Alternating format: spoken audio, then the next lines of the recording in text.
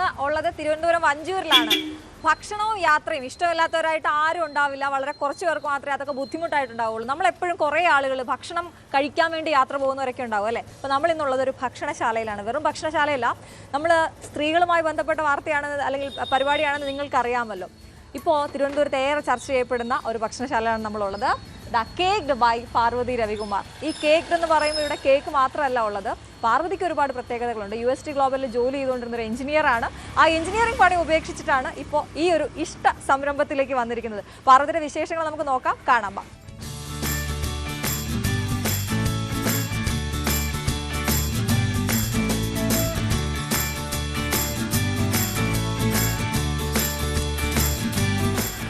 Hello Parvathi. ഇപ്പോൾ പാർവതിയുടെ ഗംഭീരമായിട്ട് സംരംഭമൊക്കെ പോകുന്നത് ഞങ്ങൾ അറിഞ്ഞു, അതുകൊണ്ടാണ് വന്നത്. ഒരുപാട് ആളുകൾ ഈ സംരംഭം തുടങ്ങാനായിട്ട് എവിടെയെങ്കിലുമൊക്കെ തടസ്സമായിട്ട് ഇങ്ങനെ നിൽക്കുന്നവരുണ്ട്. അപ്പോൾ അവർക്കൊരു പ്രചോദനം കൊടുക്കുക എന്നുള്ളതാണ്. അപ്പോൾ അങ്ങനെ പ്രചോദനം കൊടുക്കുന്ന ഒരാൾ കൂടിയാണ് പാർവതി. എങ്ങനെ പോകുന്നു ബിസിനസ് ഒക്കെ? നന്നായിട്ട് പോകുന്നു. പാർവതിയുടെ ഒരു വാക്ക് തന്നെ എടുത്താലുള്ള ഏറ്റവും നല്ല എനിക്ക് തോന്നിയ ഒരു ഇൻസ്പയറിംഗ് ആയിട്ടുള്ള കാര്യം, ഈ ഇഷ്ടമില്ലാത്ത ജോലി ചെയ്യുന്നതിനെക്കാട്ടും നല്ലത് ഇഷ്ടമുള്ള ജോലി അത് ഇത്തിരി കഷ്ടപ്പെട്ടിട്ടായാലും ചെയ്യുന്നത് അല്ലേ? അങ്ങനെയാണ്. അപ്പൊ ആ ഒരു ഇത് എങ്ങനെയാ ഈ കേക്കിലേക്ക് എത്തിച്ചത്? ആക്ച്വലി ഞാൻ നൈറ്റ് ഷിഫ്റ്റിലാണ് വർക്ക് ചെയ്തുകൊണ്ടിരുന്നത്. IT ഫീൽഡ് ആയിരുന്നപ്പോൾ രാവിലെ നമുക്ക് അധിക സമയം ഉറങ്ങാൻ തോന്നില്ലല്ലോ. ഒരു പർട്ടിക്കുലർ ടൈം കഴിയുമ്പോൾ നമ്മൾ ഒറ്റയ്ക്കാവും, വീട്ടിലെല്ലാവരും ജോലിക്ക് പോകുന്ന. അങ്ങനെ ജസ്റ്റ് ഇഷ്ടമുള്ളൊരു കാര്യം ചെയ്യാന്ന് എഴുതിയിട്ട് കുക്കിംഗ് ഇഷ്ടമാണ്. അപ്പോൾ ഒന്ന് ബേക്കിംഗ് ട്രൈ ചെയ്ത് നോക്കാന്ന് വെറുതെ പരീക്ഷണം നടത്തി നോക്കിയതാണ്.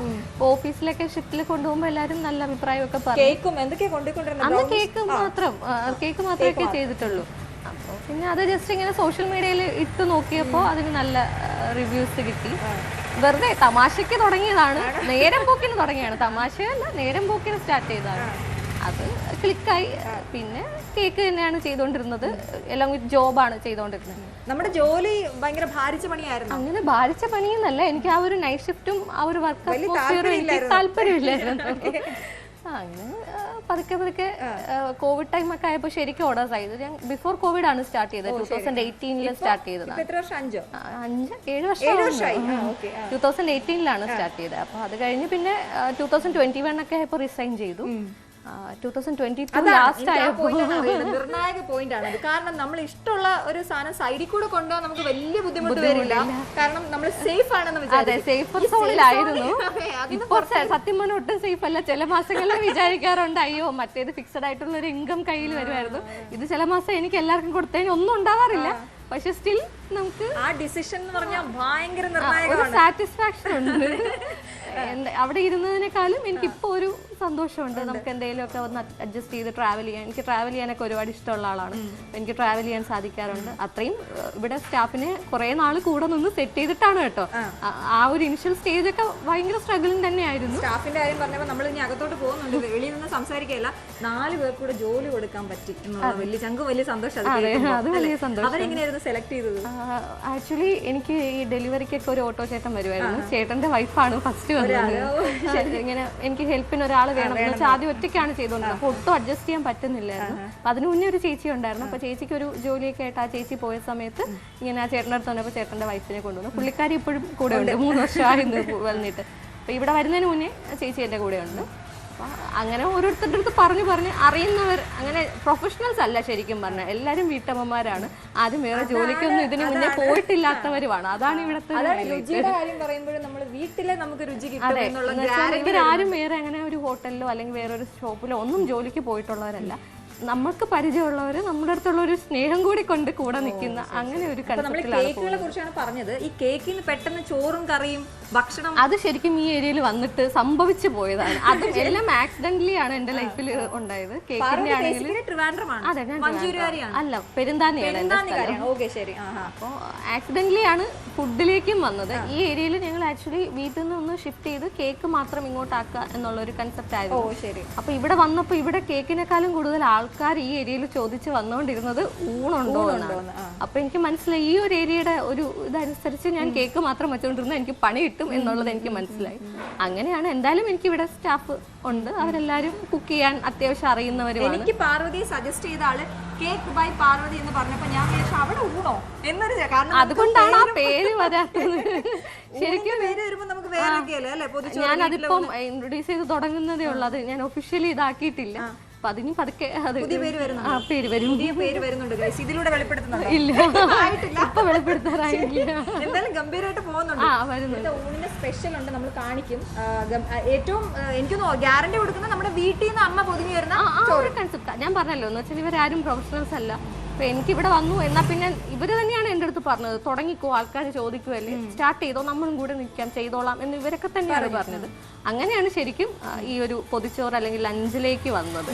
പിന്നെ ലഞ്ച് പൊതിച്ചോറ് സ്റ്റാർട്ട് ചെയ്ത് കഴിഞ്ഞപ്പോൾ ഒരുപാട് പേര് പറഞ്ഞു അത്രയും ക്വാണ്ടിറ്റി കഴിക്കാൻ വേണ്ട, കുറച്ച് ക്വാണ്ടിറ്റി മതി. അങ്ങനെ ലഞ്ച് ബോക്സ് കൂടി ഇൻട്രൊഡ്യൂസ് ചെയ്തു. പിന്നെ എന്തെങ്കിലും സ്പെഷ്യൽ ഐറ്റം വേണമെന്ന് പറഞ്ഞപ്പോൾ ഗീ റൈസും ചിക്കനും കൂടി. ബിരിയാണി എല്ലായിടത്തും ഉണ്ട്, അപ്പൊ അതുകൊണ്ട് ഗീ റൈസും ചിക്കനും ആ ഒരു കോമ്പിനേഷൻ വെച്ചു. ആ കോമ്പിനേഷന്റെ വില എത്രയായിരുന്നു? നമ്മൾ 200 രൂപയ്ക്ക് ഗീ റൈസും ചിക്കനും. അടിപൊളി. ഈ അതിന് ചെറിയ ക്വാണ്ടിറ്റി 100 റുപ്പീസിനും ഉണ്ട്. ഓ ശരി ശരി. അതായത് ഹാഫ് ബോക്സിൽ വരുന്നതിന് 100 റുപ്പീസ്. റെസ്പോൺസ് ഒക്കെ എങ്ങനെയുണ്ട്? നന്നായിട്ട് പോകുന്നുണ്ട്, കുഴപ്പമില്ലാതെ പോകുന്നുണ്ട്. ആ ഉണ്ട് ഉണ്ട്. ഒരുപാട് പേര് കൂടി വരുന്നുണ്ടോ? ഓർഡേഴ്സ് കൂടുതൽ വരാറുണ്ട്. അതൊക്കെ വരാറുണ്ട്. പിന്നെ ഞാൻ ചോദിക്കുന്നത് കുറെ കോമ്പറ്റീഷൻ ഉള്ള ഫീൽഡാണ് അല്ലേ? എങ്ങനെ പിടിച്ചു നിൽക്കുന്നത്? എന്താണ് അതിന്റെ രഹസ്യം? ഞാൻ വേറെ ആരുടെയും കാര്യങ്ങൾ ശ്രദ്ധിക്കാൻ പോകാറില്ല.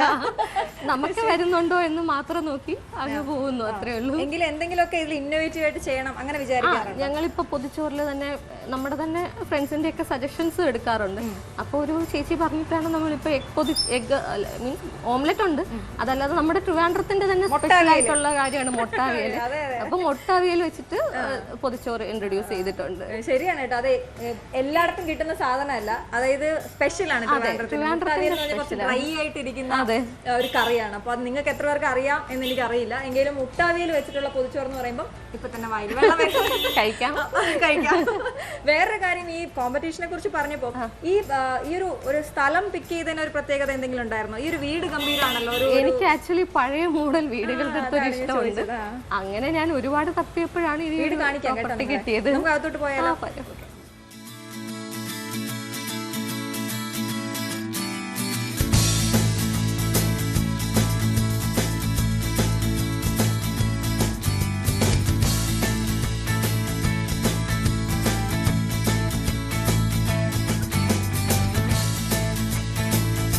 അപ്പൊ കേക്ക് ബൈ പാർവതിയില് നമ്മൾ അകത്തേക്ക് വന്നപ്പോൾ കാണുന്ന കാഴ്ച, ഇവിടുത്തെ ഒരു മുഖമുദ്ര എന്ന് പറയുന്നത് തന്നെ ഹോംലി ഫീൽ ആണല്ലോ. അത് ശരിക്കും നമുക്ക് അനുഭവിക്കാൻ പറ്റും കേട്ടോ. നല്ല വാഴയിലയില് ചോറ് വിളമ്പിക്കും. പാർവതി ഭയങ്കര ബിസിയാണ്. ബിസി ആയിട്ടുള്ള സമയത്തിലൂടെയാണ് നമ്മൾ കടന്നു പോയിക്കൊണ്ടിരിക്കുന്നത്. കാരണം ഇവിടെ 12 മണി തൊട്ട് ഓർഡേഴ്സ് ഒക്കെ എടുക്കാൻ വേണ്ടി ആളുകൾ ഇങ്ങനെ വന്നുകൊണ്ടേയിരിക്കും. അപ്പം 2-3 കാര്യങ്ങൾ ശ്രദ്ധിക്കാനുണ്ട്. ഈ ഓർഡർ കൃത്യമായിട്ട് കൊടുക്കണം ആളുകൾക്ക്. പിന്നെ അതിനുള്ള മറുപടി സ്വിഗ്ഗി ഇതിൽ കൊടുക്കണം, ഒപ്പം ക്യാഷ് മേടിക്കണം. അങ്ങനെ ഭയങ്കര ബിസിയാണ് കേട്ടോ പാർവതി. ഇപ്പോൾ പാർവതി എടുത്ത് ഞാൻ പറഞ്ഞു, പാർവതിയെ ഞാൻ ശല്യപ്പെടുത്തുന്നില്ല, പാർവതിയുടെ പണി നടക്കട്ടെ, അതിനിടയിൽ കൂടി ഞാൻ ഇതൊക്കെ നിങ്ങളെ കാണിക്കാമെന്ന്. പുറത്ത് നല്ല തിരക്കുണ്ട്, ഓരോരുത്തരായിട്ട് ഇങ്ങനെ വന്നുകൊണ്ടേ ഇരിക്കുകയാണ്. പാർവതി പറഞ്ഞത് മഴ സമയമായതുകൊണ്ട് കുറച്ച് കുറവാണ് ആളുകളാണ്. പക്ഷെ എന്താ നോക്ക്, ഇത് ഇപ്പം നമ്മൾ കാണുന്ന ഇത് ലഞ്ച് ബോക്സ്. അത് ബോക്സിലാവുമ്പോൾ ഇതിന് 100 റുപ്പീസാണ് വരുന്നത്. നമ്മുടെ ഇലയിൽ വാഴയിലേക്ക് വരുമ്പോൾ കുറച്ചുകൂടി വിഭവങ്ങൾ ഉണ്ടാകും എന്നുള്ളതാണ്. മുട്ട വറുത്തൊക്കെ അതിനകത്ത് മാത്രമേ ഉള്ളൂ. നമ്മൾ എപ്പോഴും ഇതിനകത്ത് കാണുന്ന ഒരു പ്രധാനപ്പെട്ട കാര്യം ഈ മുട്ട ഓംലെറ്റ് ഒക്കെ ആണല്ലോ അല്ലേ? അപ്പോൾ പാർവതി നേരത്തെ പറഞ്ഞു, നമ്മളോട് പറഞ്ഞ 4 ചേച്ചിമാരുണ്ട് ഹെൽപ്പിനെന്ന് പറഞ്ഞില്ല. അവരെവിടെതാ നല്ല പണിയിലാണ്, നല്ല തിരക്കിലാണ്. അതുകൊണ്ട് അവരെ നമുക്ക് ശല്യപ്പെടുത്താൻ പറ്റില്ല. അതാ ചിക്കൻ കറിയൊക്കെ, ഗംഭീര ചിക്കൻ കറി നോക്കൂ, ഗംഭീര ചിക്കൻ കറി. അവിടെ പറഞ്ഞപ്പോഴേ അങ്ങോട്ടേക്ക് തിരിഞ്ഞു പോയിരിക്കുകയാണ്. പാർവതി തിരക്കുള്ള സമയമാണെന്ന് എനിക്കറിയാം. പാർവതി കാശ് മേടിക്കുന്നു, ഗൂഗിളിൽ റിപ്ലൈ ഇത് ചെയ്യുന്നു അല്ലേ?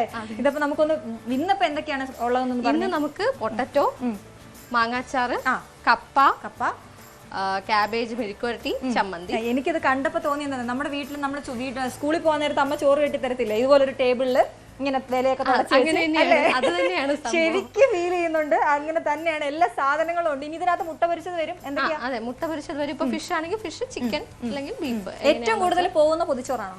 പൊതിച്ചോറാണ് പോകുന്നത്. അപ്പൊ അതിനകത്ത് ഏറ്റവും കൂടുതൽ പോകുന്ന ഫിഷ് ആണോ അതോ ചിക്കൻ? ഫിഷ്. അതുകൊണ്ട് നമ്മൾ ഫിഷ് ഏത് വേണം അങ്ങനെയുള്ള തീരുമാനങ്ങളെല്ലാം താങ്കൾ തന്നെയാണോ? അല്ല, നമ്മൾ ആക്ച്വലി ഡെയിലി അവൈലബിലിറ്റി പോലെ ഫിഷ് എടുക്കുന്നത്. അപ്പോൾ നമുക്ക് ഒരു ഫ്രഷ് ആയിട്ട് കൊണ്ടുവരുന്ന ഒരാളുണ്ട്. അപ്പോൾ പുള്ളിയുടെ അടുത്ത് അവരുടെ കയ്യിൽ എന്താണോ അന്ന് ഫ്രഷ് ആയിട്ടുള്ള അതാണ് എടുക്കുന്നത്.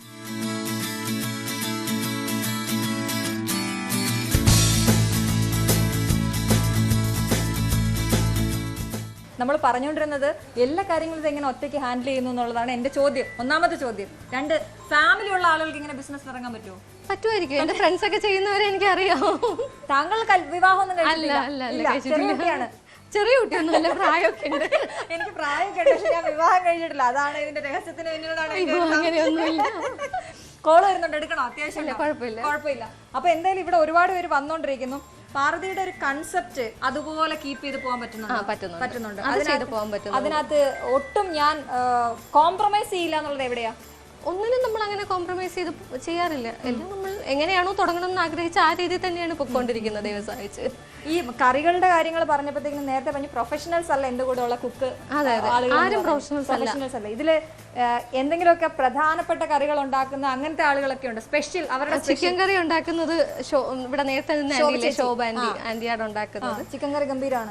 എനിക്കൊന്ന് ഏറ്റവും അതിന്റെ പ്രത്യേകത എന്താണെന്നറിയാം, തിക്ക് ഗ്രേവിയാണ്. നമ്മള് അല്ലെ സാധാരണ ഹോട്ടലിൽ വാങ്ങിച്ചാൽ ഇവിടെ ഒഴിച്ചാൽ അവിടെ പോയി നിൽക്കും, പക്ഷെ ഇവിടത്തെ അവിടെ കിടക്കും.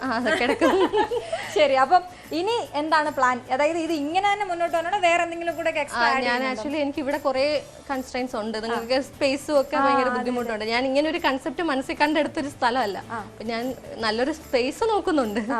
ഡൈനിങ്ങും ഒക്കെ എനിക്ക് ഇവിടെ ബുദ്ധിമുട്ടാണ്. അപ്പൊ ഡൈനിങ്ങോടുകൂടി സ്റ്റാർട്ട് ചെയ്യാൻ ആഗ്രഹമുണ്ട്.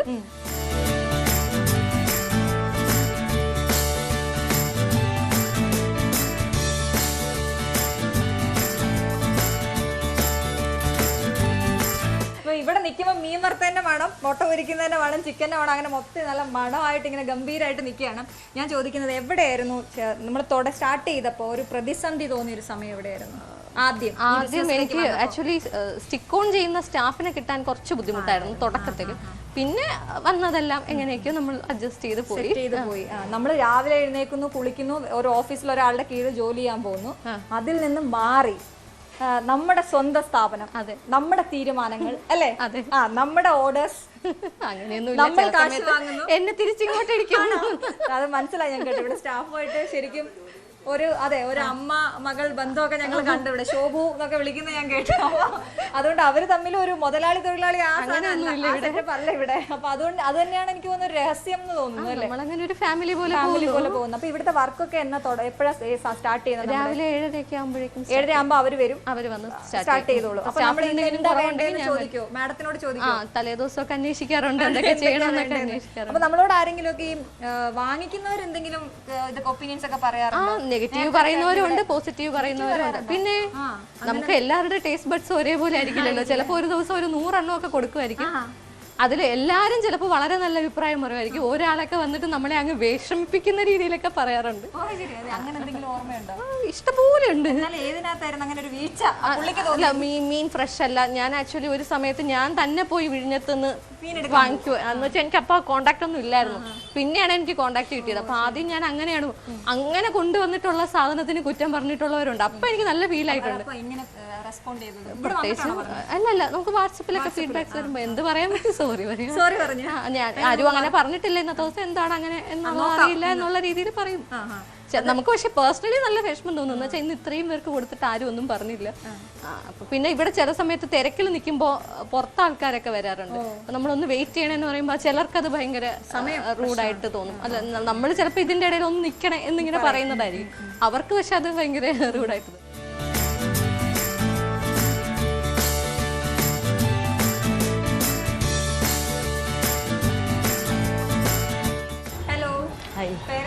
രഞ്ജു. വാങ്ങാറുണ്ട്. നല്ല ഫുഡാ, വിശ്വസിച്ച് നമുക്ക് വാങ്ങാം. ഹോംലി ആയതുകൊണ്ട് തന്നെ. ഞാൻ എറണാകുളത്ത് നിന്നാ ഇവിടെ വന്ന് താമസിക്കുക. ഊണ് തന്നെ, പൊതിച്ചോറ് വാങ്ങാറുണ്ട്. ചിക്കൻ പൊതിച്ചോറ് കൊള്ളാം.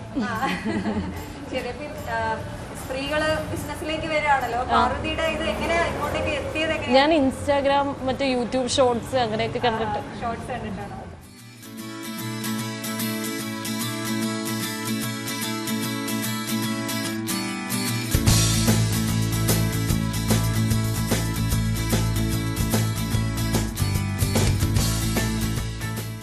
ഹോംലി ഫുഡാണ്, ഭയങ്കര സേഫാന്ന് തോന്നും നമുക്ക് ഫുഡ് കഴിക്കുമ്പോൾ. ഫുഡിൽ നമുക്ക് ഏറ്റവും കൂടുതൽ വേണ്ടത് സേഫ്റ്റി അല്ലേ, അത് ഉറപ്പായിട്ടും കിട്ടും.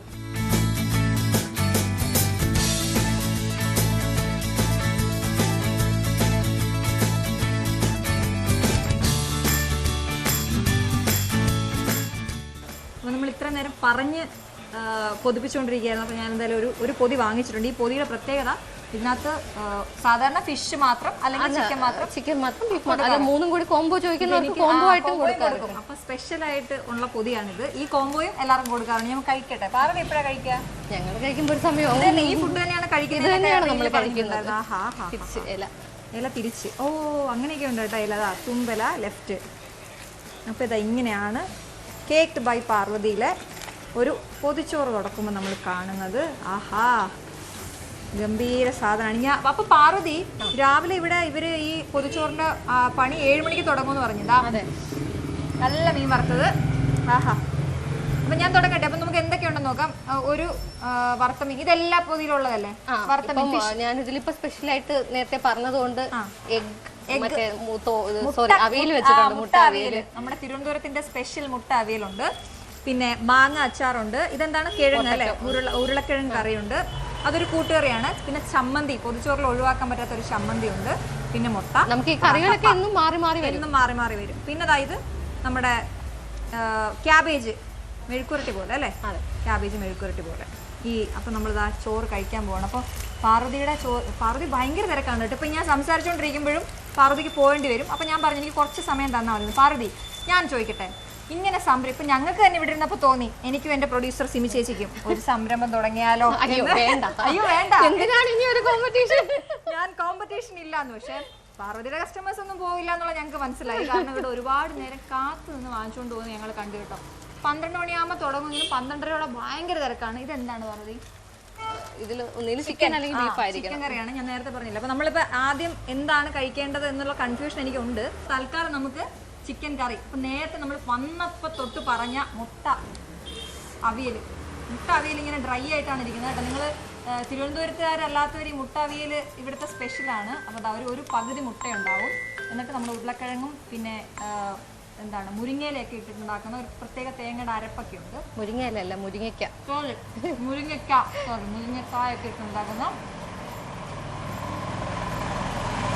അടിപൊളി കേട്ടോ. മുട്ട അവിയൽ ഫാൻസ് ഉണ്ടെങ്കിൽ ഇങ്ങോട്ട് വന്നോ. പിന്നെ വേറൊരു കാര്യം, ഇവിടെ ഡൈനിങ് ഇപ്പൊ ഇല്ല, തൽക്കാലം ഇല്ല. നമ്മൾ വേറെ സ്ഥലം നോക്കുന്നുണ്ട്.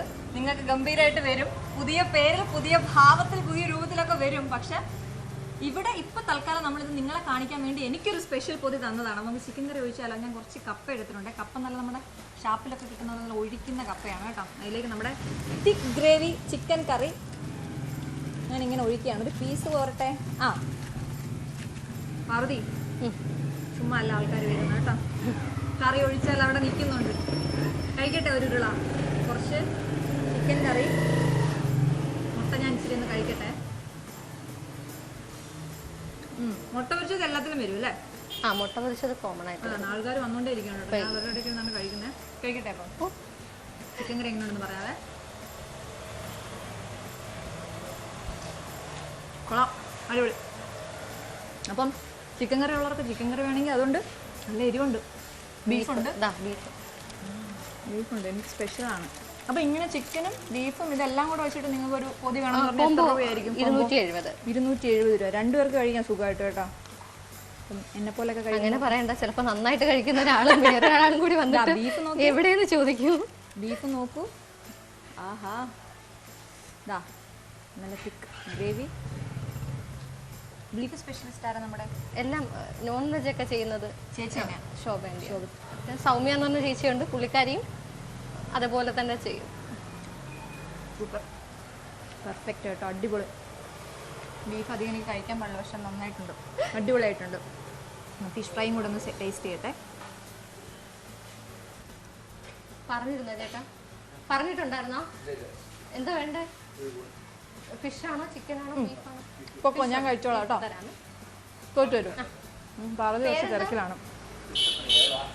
ഞാൻ ഇവിടെ വന്നുകൊണ്ടേ ഇരിക്കുന്നു ആൾക്കാർ. കൃഷ്ണപ്രിയ ഇപ്പം തരാമേ, വെയിറ്റ് ചെയ്യണേ. വാട്സപ്പ് വഴിയൊക്കെ ഓർഡറുണ്ട്. അപ്പം ഇവിടെ വരുന്നവർ നോക്കുന്നുണ്ട് എന്താണ് ഞാൻ ഇവിടെ നിന്ന് കഴിക്കുന്നതെന്ന്. അതുകൊണ്ട് ഇനി പാർവതി പറഞ്ഞു ഞാൻ ഇവിടെ നിന്ന് കഴിക്കുന്നതുകൊണ്ട് ചിലപ്പോൾ ആൾക്കാർ വന്നിരിക്കണമെന്ന് പറയുമായിരിക്കും കേട്ടോ. സത്യം പറയാലോ, നമ്മൾ വീട്ടിൽ നിന്നൊക്കെ കഴിക്കുന്ന അതേ രുചി. ബീഫും ചിക്കനും സൂപ്പർ, മീനും അടിപൊളി, മീൻകറിയും ഉണ്ട് കേട്ടോ. മീൻകറി ഉണ്ട്, സാമ്പാറുണ്ട്, നമ്മുടെ വാങ്ങുന്ന കറികളെല്ലാം ഇവിടെ ഉണ്ട്. പക്ഷേ ഇതെല്ലാം കൂടെ കഴിക്കാൻ പറ്റാത്തതുകൊണ്ട് ഞാൻ ബീഫിൻ്റെ ഗ്രേവി കുറച്ചെടുത്ത് ചിക്കനും ഇതെല്ലാം കൂടെ ഇട്ട് ഇളക്കി.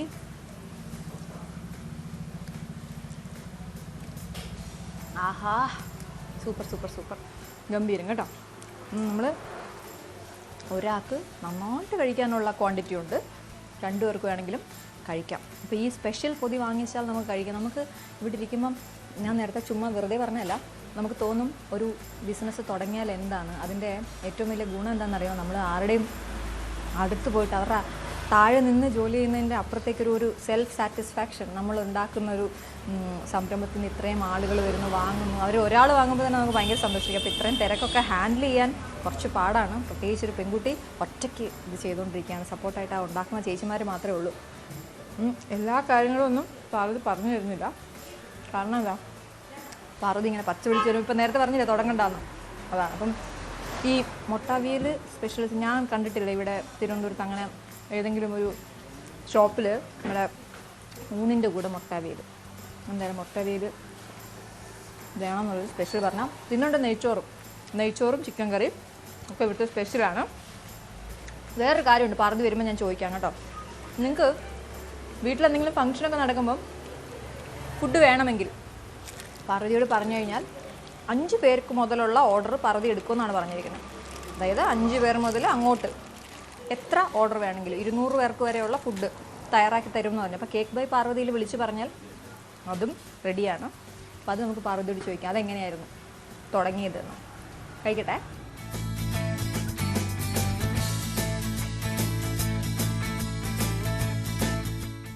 അല്ല, ഞാൻ പാർവതിയോട് പറയായിരുന്നു എനിക്ക് ബീഫ് അലർജിയാണ്, പക്ഷേ ഈ ടേസ്റ്റ് കാരണം ഞാൻ മൊത്തം കഴിച്ചു. ചിലപ്പോൾ ശ്വാസം മുട്ടൽ വരാൻ സാധ്യതയുണ്ട്. ആംബുലൻസിൽ നിന്ന് വിളിച്ചു വെച്ചാൽ നല്ല ടേസ്റ്റ്. മറ്റേ കാര്യം കൂടി ഞാനൊന്ന് പറയായിരുന്നു പ്രേക്ഷകരോട്. കാരണം നമ്മുടെ പാർട്ടി ഓർഡേഴ്സ് എടുക്കുന്നുണ്ടെന്ന് പറയുമ്പോൾ ഒട്ടും സമയം ഇപ്പം വെറുതെ കളയുന്നില്ല. ഇല്ല, അപ്പം നമ്മൾ ആ ഒരു പിറന്നാളാണെങ്കിൽ അതിന്റെ കേക്ക്, ബർത്ത്ഡേ കേക്ക് അതും കസ്റ്റമൈസ്ഡ് എല്ലാം ചെയ്യും. എനിക്ക് ഇഷ്ടപ്പെട്ട സാരി മറ്റേ ഒരു മാംഗോ ഒരു സൈഡില് വെച്ചിട്ടാണ് നമ്മൾ കൂടുതലും കേക്ക് ഫോക്കസ് ചെയ്യുന്നത്. മാംഗോ സീസൺ കഴിഞ്ഞാൽ പിന്നെ എടുക്കാറില്ല. പിന്നെ കിട്ടുന്ന മാംഗോയും അത്ര നല്ലതായിരിക്കില്ല. നമ്മൾ അങ്ങനെ പൾപ്പ് യൂസ് ചെയ്തും ചെയ്യാറില്ല. ഫ്രഷ് ആയിട്ടുള്ള ഇന്നോവേറ്റീവ് സാധനമായിരുന്നു അല്ലേ? അതിൽ മാങ്ങ നമ്മളിങ്ങനെ കട്ട് പീസ് ആയിട്ട് തന്നെ അതിനകത്ത് വയ്ക്കും. എന്നിട്ട് അതിന്റെ ഫ്ലേവർ എടുത്ത് എങ്ങനെ ചെയ്യുന്നത്? അത് കുൽഫി ചെയ്തിട്ടാണ് ചെയ്യുന്നത്. പാലിൽ നിന്ന് കുൽഫി ഉണ്ടാക്കി കുൽഫിയിൽ മാംഗോ മിക്സ് ചെയ്ത് അങ്ങനെയാണ്. ഏറ്റവും കൂടുതൽ അപ്രിസിയേഷൻ കിട്ടിയത് ഓർമ്മയുള്ളത് എന്താണ് ഫുഡിന്റെ കാര്യത്തിൽ? ആരായിരിക്കും? വയസ്സായ ഒരു അമ്മ ഇങ്ങനെ മെസ്സേജ് ചെയ്തിട്ടുണ്ടായിരുന്നു. എന്ന് വെച്ചാൽ അവർക്ക് ശരിക്കും ടൈപ്പ് ചെയ്യാനൊന്നും അറിയില്ല, ഓഡിയോ ആയിട്ട് ഇട്ട് പറഞ്ഞിട്ടുണ്ടായിരുന്നു. എന്ന് വെച്ചാൽ അവർക്ക് ഇവിടെ അങ്ങനെ നല്ല ഫുഡ് അവർക്ക് കിട്ടി. പക്ഷെ അവരൊരു പഴയ തിരുവനന്തപുരംകാരിയാണ്.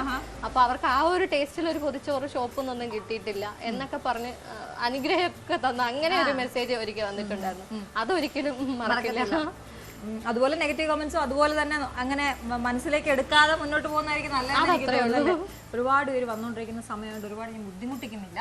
പക്ഷെ ഒറ്റ കാര്യം പറയാം, ഒരു പെങ്കൊച്ചൊറ്റയ്ക്ക് തുനിഞ്ഞിറങ്ങി ഇതുവരെ എത്തി, ഇനി മുന്നോട്ട് പോയിക്കൊണ്ടേയിരിക്കുന്നു. നമുക്ക് ഇനി സ്ഥലമൊക്കെ ഒന്ന് മാറി ഗംഭീരമായിട്ട് നിങ്ങളിലേക്ക് എത്തും. അപ്പൊ എനിക്കൊന്ന് 5 പേര് ഉണ്ടെങ്കിൽ 5 പേർക്കാണെങ്കിൽ ഫുഡ് ഓർഡർ ചെയ്ത് തലേദിവസം എങ്ങനെ നമുക്ക് എത്ര ദിവസം? അത് പാർട്ടി ഓർഡേഴ്സിനാണ്. പൊതിച്ചോറൊക്കെ നമ്മൾ സിംഗിൾ ഓർഡേഴ്സ് കൊടുക്കാറുണ്ട്. പാർട്ടി ഓർഡേഴ്സ് ആക്ച്വലി നമ്മൾ ഈവനിങ് മാത്രമാണ് ഇപ്പൊ തൽക്കാലം കൊടുക്കുന്നത്. ഉച്ചയ്ക്ക് നമുക്ക് ഇതിന്റെ ഇടയിൽ പറ്റില്ല. എത്ര ദിവസം മുമ്പ് നമ്മൾ പറയണം? അറ്റ്ലീസ്റ്റ് തലേ ദിവസം പറഞ്ഞാൽ ബെറ്റർ ആയിരിക്കും. എന്താണോ നിങ്ങളുടെ റിക്വയർമെന്റ് അതിനനുസരിച്ചിട്ടാണ് ചെയ്ത് കൊടുക്കാറുള്ളത്. കൂടുതലും fried rice, ghee rice, chicken fry, beef, പിന്നെ വെജ് ഐറ്റംസ് ആണെങ്കിൽ ഗോബി മഞ്ചൂരി, പനീർ, അങ്ങനത്തെ ഐറ്റംസ് ഒക്കെ ചെയ്ത് കൊടുക്കാറുണ്ട്. അപ്പൊ പാർവതി എന്തായാലും നമുക്ക് തരുന്ന ഒരു സന്ദേശം അതാണ്, നിങ്ങള് കഷ്ടപ്പെട്ട് നിങ്ങളുടെ ജോലി ചെയ്യാൻ നിൽക്കണ്ട. ഹലോ ചെല്ല്. അപ്പൊ പാർവതിയുടെ